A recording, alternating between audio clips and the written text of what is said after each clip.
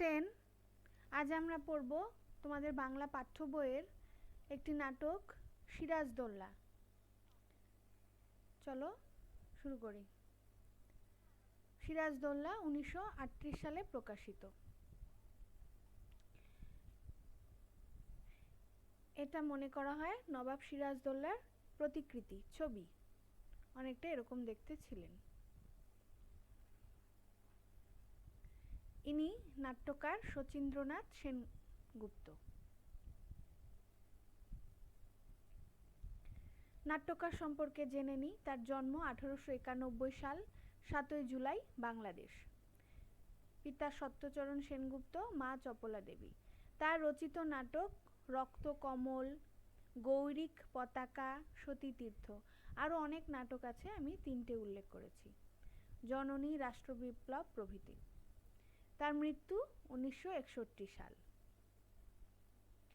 তোমাদের পাঠ্য নাটকটি সিরাজদৌল্লা নাটকের দ্বিতীয় অঙ্কের প্রথম দৃশ্য।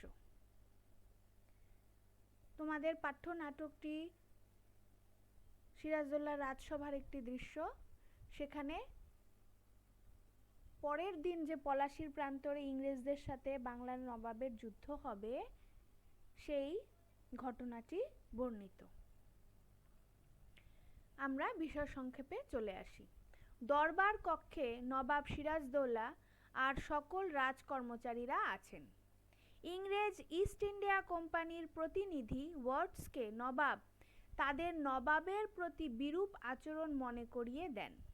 নবাব ও কোম্পানির শর্ত ভাঙা আর তার ভয়ানক ফলাফলও বলেন।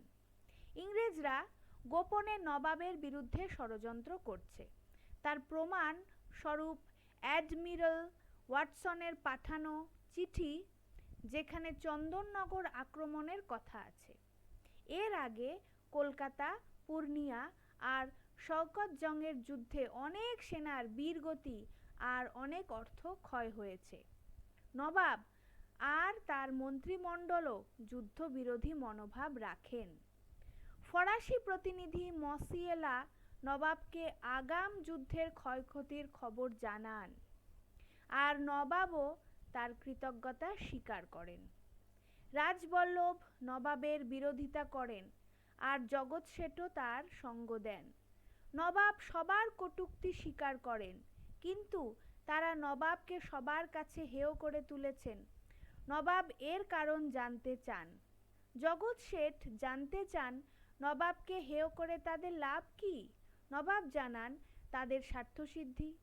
জগৎ শেঠ এর উত্তরে বলেন, তারা স্বার্থ চিন্তা করলে আজ বাংলার সিংহাসনে অন্য কেউ রাজ করতেন।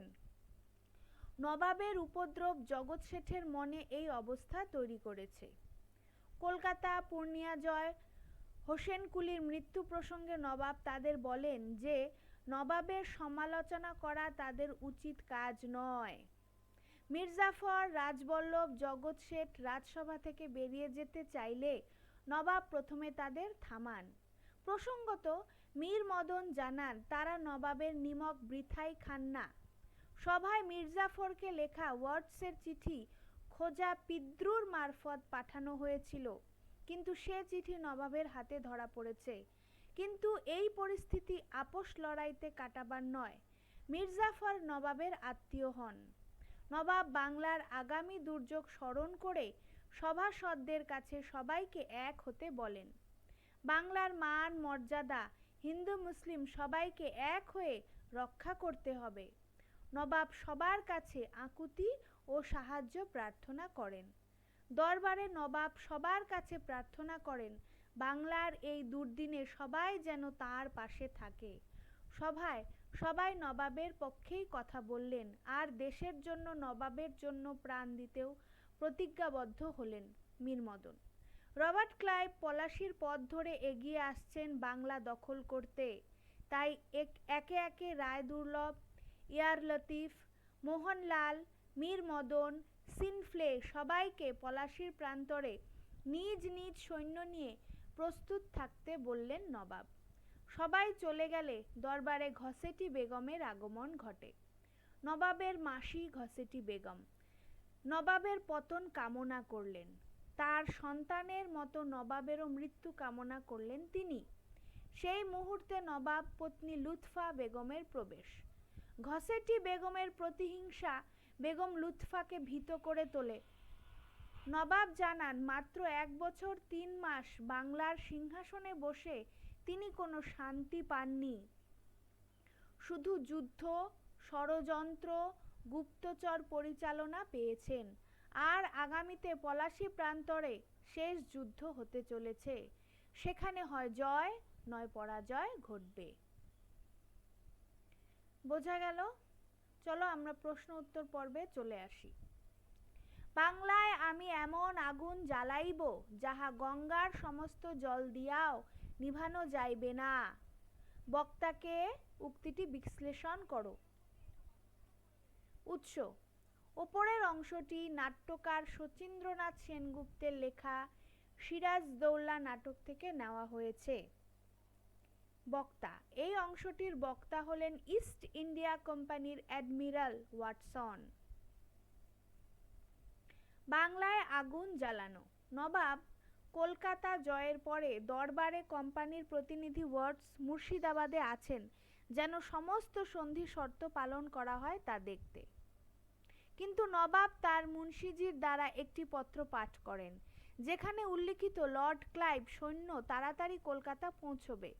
ওয়াটসনও আর একটি জাহাজ মাদ্রাজে পাঠাবেন ও খবর দেবেন আরও সৈন্য আরও জাহাজ বাংলায় প্রয়োজন। এই পত্রেই অ্যাডমিরাল ওয়াটসন বাংলায় আগুন লাগানোর কথা বলেন। অর্থাৎ ইস্ট ইন্ডিয়া কোম্পানির বাংলার বিরুদ্ধে নবাবের বিরুদ্ধে যে সামরিক অভিযানের প্রস্তুতি পর্ব সূচনা চলছে তা নবাবের জানতে বাকি থাকে না। ইংরেজ যে নবাবের রাজসভাতে বসেই নবাবের বিরুদ্ধে ষড়যন্ত্র করছে আর আত্মীয় স্বজনদের মধ্যেই নবাব বিরোধী মনোভাব তৈরি করছে আর একটা যুদ্ধের প্রস্তুতি নিচ্ছে, সে খবর নবাব জানতে পারেন। নবাবকে বাংলার সিংহাসন থেকে সরানোর চক্রান্তে ঘসেটি বেগম, মীর জাফর, রাজবল্লভ, রায় দুর্লভকেও যুক্ত করেছেন। নবাব ও ওয়াটস পরস্পর সংলাপ বিনিময় করেন। গোপন ষড়যন্ত্র ফাঁস হয়ে গেলেও ওয়াটস কিছুই না জানার ভান করেন। তাই তার শাস্তি স্বরূপ তাকে তোপের মুখে উড়িয়ে দিতে চান নবাব। সিরাজদৌল্লা নাটকের চরিত্র।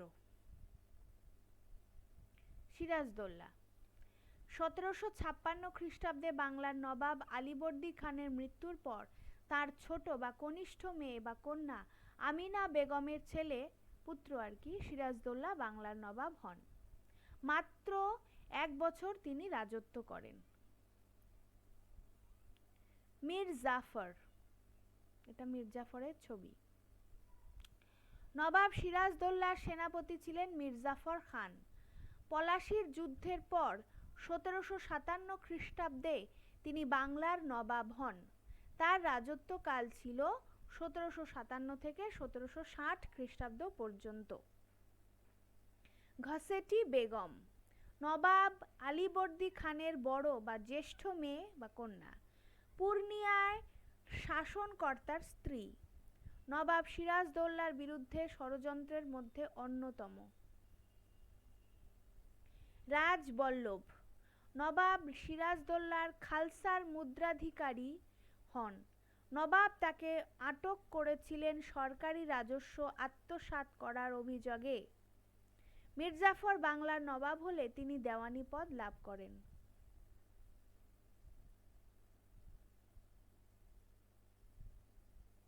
জগৎ শেঠ, এটি একটি উপাধি। শেঠ একটি উপাধি যার অর্থ বিশ্বের অর্থদাতা, ব্যাংকার। 1912 খ্রিস্টাব্দে মুঘল সম্রাট ফতে চাঁদকে এই উপাধি দেন। ধনী ব্যবসায়ী ছিলেন বলে তাদের বণিক রাজা বলা হতো। জগৎ শেঠ পরিবারের শেষ পুরুষ ছিলেন ফতেহ চাঁদ। মোহনলাল নবাব সিরাজদৌল্লার সেনাপতি মীর মদনের সহকারী। পলাশীর যুদ্ধে বীরত্বের সঙ্গে লড়াই করেছিলেন। মীর মদন নবাবের সেনাপতি ছিলেন। পলাশির যুদ্ধে বীরত্বের সঙ্গে লড়াই করেছেন? Colonel Robert Clive. East India কোম্পানির সেনাপতি। পলাশির যুদ্ধে তার নেতৃত্বে ইংরেজরা বাংলার নবাবকে পরাজিত করে। শওকত জং। নবাব সিরাজদৌল্লার মাসি ঘসেটি বেগমের ছেলে বা পুত্র। নবাবের বিরুদ্ধে ষড়যন্ত্রে লিপ্ত ছিলেন এই শওকত জং। ইয়ার লতিফ নবাবের সেনাবাহিনীর অন্যতম সদস্য। লুৎফা নবাব সিরাজদৌল্লার স্ত্রী বা মহিষী, প্রধান রানী, রাজপত্নী।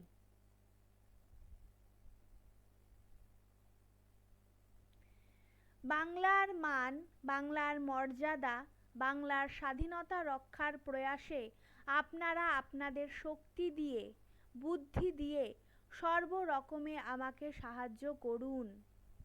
বক্তাকে কাদের কাছে এই আবেদন করা হয়েছে?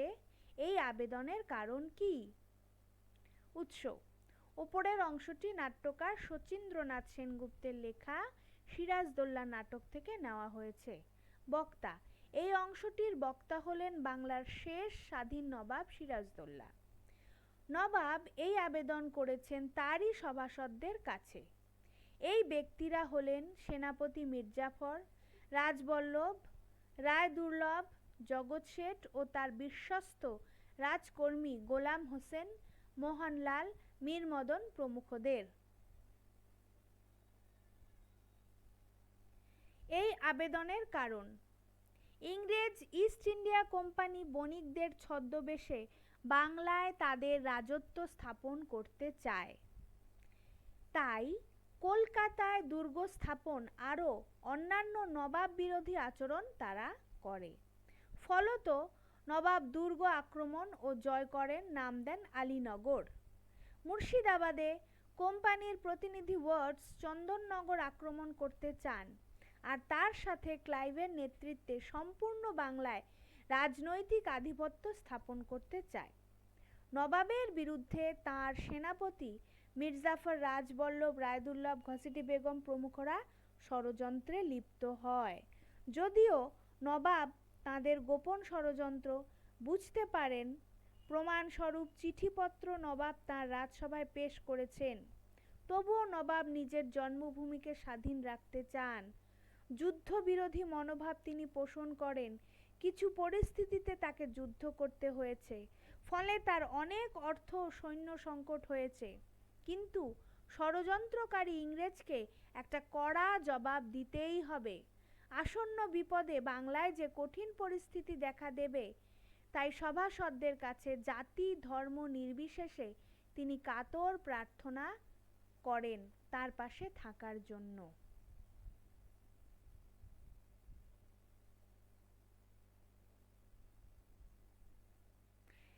এটা মুর্শিদাবাদ, এটা পলাশির প্রান্তর, এটা হুগলি, কলকাতা।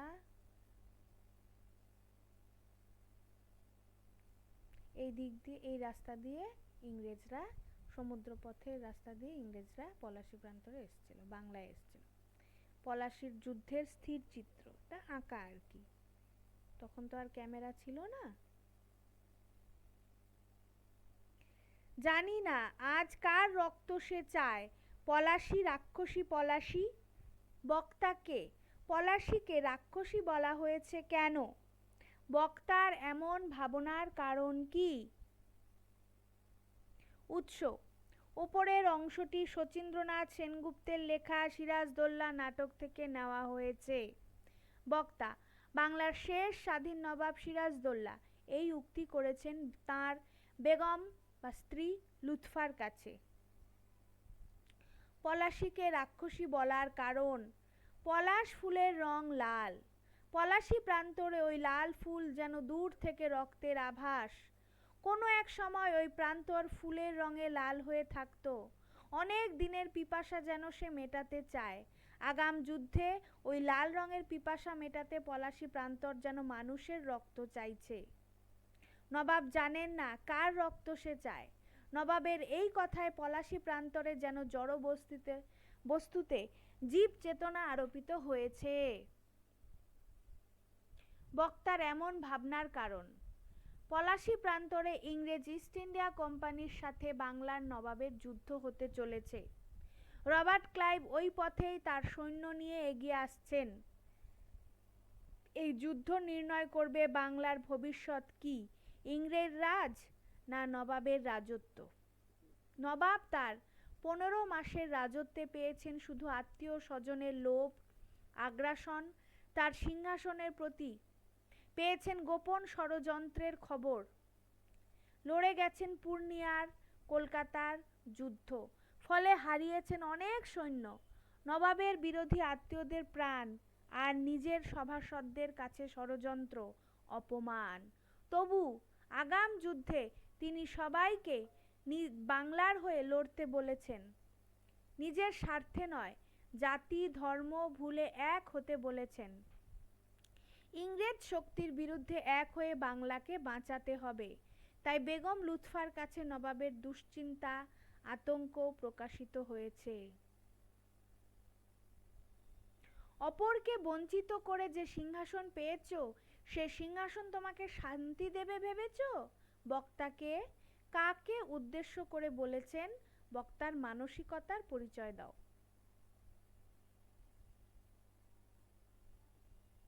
উৎস: ওপরের অংশটি নাট্যকার শচীন্দ্রনাথ সেনগুপ্তের লেখা সিরাজদৌল্লা নাটক থেকে নেওয়া হয়েছে।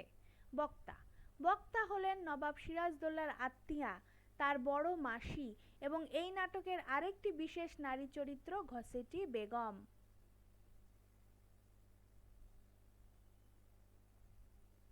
নবাব বিরোধী ষড়যন্ত্রে ইনিও লিপ্ত ছিলেন। বক্তা ঘসেটি বেগম এ কথা নবাবকে উদ্দেশ্য করে বলেছেন। বক্তার মানসিকতা: আলীবর্দী খানের কনিষ্ঠ কন্যা আমিনা বেগমের সন্তানকে আলীবর্দী খান বাংলার সিংহাসনে উত্তরাধিকারী করেন। ফলে নবাবের জ্যেষ্ঠ কন্যা ঘসেটি নিজেকে বঞ্চিত মনে করেন। তার মতে শওকত জংয়ের সন্তান মুরাদ-উদ-দৌলা বাংলার মসনদের অধিকারী, কারণ শওকত জংকে পূর্ণিয়ার যুদ্ধে নবাব হত্যা করেছেন। নবাব বিরোধী ষড়যন্ত্রের জন্য নবাব অন্যকে বঞ্চিত করে এই অধিকার পেয়েছেন।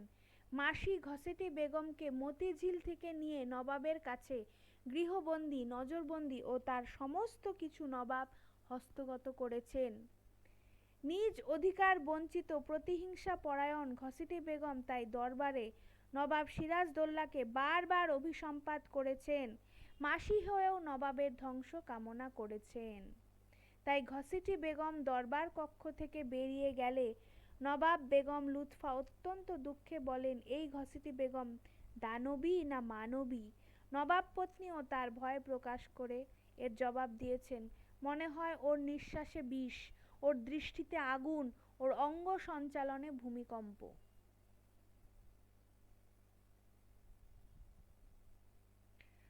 সিরাজদৌল্লা নাটক সম্পর্কে আমাদের যাবতীয় আলোচনা আজ এখানেই শেষ করলাম।